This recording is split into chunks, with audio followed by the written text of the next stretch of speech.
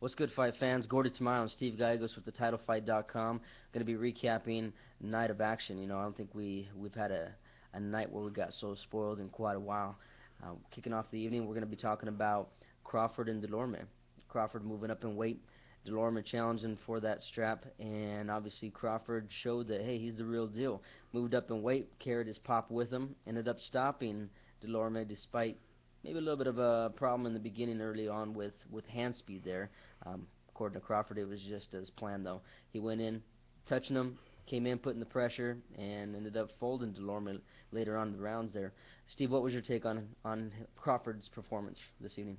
Well, there's a new sheriff in the 140-pound division, and his name is Terence Crawford. Yep. He showed, he showed great poise, even though he looked like he had problems with Dulorme's hand speed, which I thought was the story of the fight going up into the sixth round. But his game plan worked out to fruition. He was going in there to time him, to catch him, and take him out, and he did that in the sixth in beautiful fashion. So hats off to him. He's brought his power up to 140 pounds. He's got the hand speed, he's got the skills. He's going to be a tough test for anybody at 140 pounds. Yeah, force to reckon with, that's for sure. And speaking of what his next opponent might be, we heard him talk that, hey, he'll take the winner out of Matthysse or Provodnikov or anybody else out there. We got guys like Garcia, Broner. Any of these guys pose a threat to him at all, you think? No, absolutely not.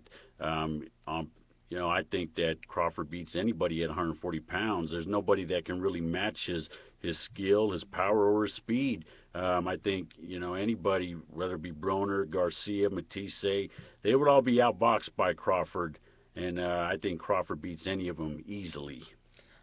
Well, I think a lot of people are on that same consensus there. Going on to one of those potential opponents, we've seen the match that a lot of people were buzzing all crazy about for a while, just screaming bloodthirsty, right, for Matthysse and Provodnikov. And for myself, it lived up to every bit of the hype that we had initially been fed. Going on from the first round, we started seeing some shots being traded, and Provodnikov, man, his face looked like a wreck, at the end of the fight. But can't knock the guy at all for anything. He has heart. What was your take on this? Did this live up to your expectations as well? Absolutely. This was a great fight from start to finish, just as I thought it would be. Matthysse is a very underrated boxer, in my opinion. He used his jab to good effect in this fight to set up other shots. He tried to stay on the outside and keep Provodnikov at bay, but Provodnikov just kept coming and coming. And he was able to get in some good shots of his own, rock Matthysse a few times, and there was points where we thought that Matthysse was going to go down, and even though he was being outboxed by Matthysse, he never gave up, and he just kept coming and coming, and he stole the championship rounds, in my opinion, and by doing so, he got a draw on one judge's scorecards, and the other two judges had it for 2 points for Matthysse. So all in all, great fight. So going forward, either one of these guys, they always show up to fight. I don't think either one of them has been in a bad fight. Stock drop for either one of these guys, you think, or going forward, what do we see? Matthysse quick to say, hey, I want a rematch against Garcia. Could we see that happening, being that Garcia's been on the rough end of a couple of fights here this last time around here, didn't seem to perform up to par. And Provodnikov going forward, obviously, he'd like to get in a match. We've seen Brandon Rios tweeting that he'd like to face the winner out of these two, but hey, why not throw him in there with Provodnikov? What do you think? Neither fighter's stock drops whatsoever. Whoever they get matched up with is going to be a great fight. Provodnikov and Rios, that's an all-out war. Oh, yeah. I think he would probably be too much for Rios, but then again, based on what we've seen from Brandon Rios lately, could be a very competitive, all-action fight. In terms of Matthysse, I can see him getting a rematch with Danny Garcia, and I think he could probably pull out the win this time. I think the story of their first fight was the fact that Matisse's corner didn't have an in-swell, so they really couldn't treat that eye when it started to become swelled. And Garcia's stock has kind of dropped since then, with the fights against Herrera and this fight against Lamont Peterson, and of course the win against Rob Saka. His stock has dropped tremendously, and Matisse's stock has not dropped whatsoever. It's kind of rose since then. Sure. So I think it could be a much different fight should they fight again. Yeah. No, I think Matisse's stock is rising up again. We've seen what happened with him and Peterson, and then, you know, going on tonight, what happened with him as well. Fans just love him, right? But speaking of stock dropping, other fight that we got to tap into here was the Chavez Jr. card facing Fonfara.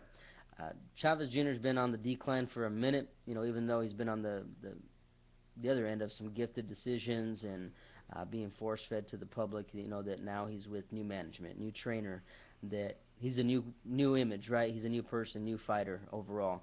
We've seen him quitting on his stool. Stepping up against Fonfara, do you think he overestimated his opponent, bit off more than he can chew, or what? What's your perception here? Yeah, he obviously bit off more than he can chew. And of course, you know me, I haven't been kind to Chavez Jr. I'm one of his worst critics. Right. I knew that he can't fool the public no more.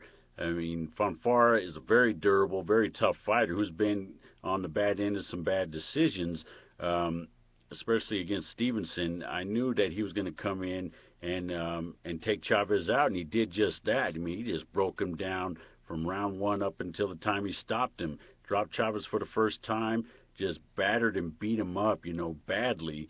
So it's exactly what I thought it would be. And Chavez's stock has dropped since the Martinez fight. I mean, years ago. Yeah. Yes, and he got the gift decision against Vera, and then of course in the second fight he was just a much bigger man. And he's lucky that Brian Vera didn't have a punch, otherwise it would have been a completely different fight. So I was not sold on Chavez being a new fighter. As a matter of fact, you know, he doesn't have Bob Arum to protect him anymore. That's true. You know, so it kind of leaves you wondering what's on the table for him now. He was bought out of his contract. The hopes that they could probably finish riding off the wave here and cashing in on him, but after tonight's performance, that's kind of in question here. So we'll see what happens. All in all, though, great night of action. Fight fans, like I said, got spoiled for tonight. Hopefully we'll get to see some more weekends coming in like this where we get that kind of treatment. Well, that's going to be everything that we got for today. Want you to keep tuning in with us here. Keep following us. We got some stuff coming down the pipe where we're going to be inviting people in to keep chatting with us live, where we can talk boxing, possibly through video and whatnot. Keep tabs with us on Facebook and Twitter, /@TheTitleFight. And again, Gordie Tamayo here, Steve Gallegos on the other line, signing off for TheTitleFight.com. Have a great night.